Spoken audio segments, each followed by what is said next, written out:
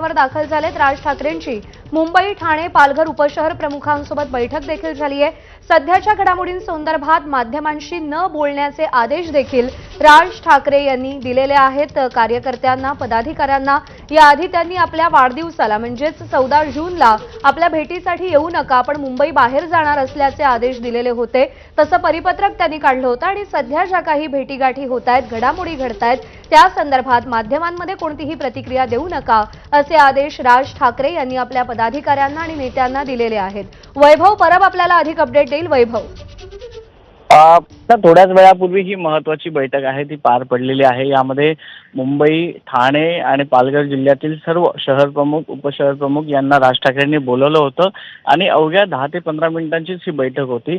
साधारणतः आज मनसेकडून, महाराष्ट्र नवनिर्माण सेनेकडून एक परिपत्रक काढण्यात येणार होतं, परंतु सध्या तुर्तास ते परिपत्रक थांबवण्यात आल्याची माहिती स्वतः राज ठाकरे यांनी आपल्या सर्व शहर प्रमुख आणि उपशहर प्रमुखांना दिलेली आहे। त्यामुळे हे 2 दिवसानंतर परिपत्रक नेमकं काय आहे, कशा संदर्भात आहे, आज देवेंद्र फडणवीस यांची भेट झाल्यामुळे हे परिपत्रक पुढे ढकलण्यात आलंय का, अशी देखील इथे चर्चा सुरू झालेली आहे। त्यामुळे हे परिपत्रक नेमकं कसलं आहे हे 2 दिवसांनी स्पष्ट होईल। आणि दुसरी महत्त्वाची गोष्ट म्हणजे सर्व महत्त्वाचे पदाधिकारी होते, शहर प्रमुख होते, अविनाश जाधव होते, गजानन काळे होते, त्यानंतर अनेक महत्त्वाचे जे नेते होते ते यावेळेला उपस्थित होते। त्या सर्वांना आदेश देण्यात आलेले आहे की माध्यमांसमोर कुठल्याही प्रकारचं वक्तव्य सध्या तुम्ही करू नका। ज्या सध्याच्या घटना सुरू आहेत त्याच्यावर मी वेळ आल्यावर व्यवस्थित सविस्तर उत्तर देईल। त्यामुळे अविनाश जाधव हे बाहेर पडताना माध्यमांसमोर अतिशय हात जोडून बाहेर पडले आणि आम्हाला कुठलीही प्रतिक्रिया द्यायची नाहीये अशी त्यांनी विनंती केली आणि त्यानंतर ते तातडीनं निघून गेले।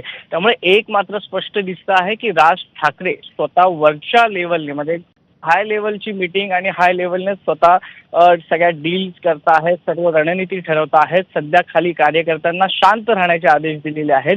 त्यामुळे आता आगामी काळामध्ये राज ठाकरे यांची नेमकी भूमिका काय आहे हे स्पष्ट होईल। बरोबर आहे, राज ठाकरेंच्या भूमिकेकडे सगळ्यांचंच लक्ष आहे। पण वैभव, जर आपण पाहिलं तर या भेटीवरती शिंदेंची शिवसेना असेल किंवा ठाकरेंची शिवसेना असेल, अत्यंत संयत आणि संयमानं प्रतिक्रिया देताना आपल्याला दिसले। एका भेटीनं लगेच राजकीय समीकरणं बदलतील असं होणार नाही, असा सूर काहीसा दोन्ही बाजूने आळवला गेल्याचं आपण पाहिलं। काय कारण असू शकतं त्यामागचं? नक्कीच प्रज्ञा, जर आपण बघितलं असेल तर याआधी स्वतः एकनाथ शिंदे आणि त्यांचे इतर सहकारी हे शिवतीर्थावर आलेले पाहायला मिळाले।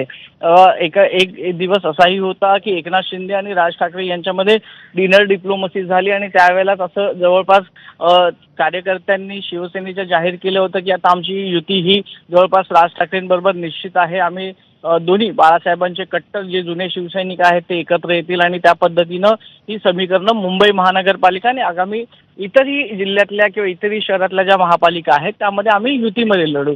परंतु त्याच वेळेला राज ठाकरे जेव्हा स्वतः घराबाहेर पडतात आणि ताजलाईनमध्ये देवेंद्र फडणवीसांसोबत बसतात, मीटिंग करतात, तर स्वाभाविक आहे हे शिवसैनिकांना थोडंसं कुठेतरी नाराज झाल्याची एक भावना आपल्याला पाहायला मिळते। म्हणजे ज्या नेत्याबरोबर युतीची चर्चा किंवा ज्या नेत्याबरोबर आपला नेता घरी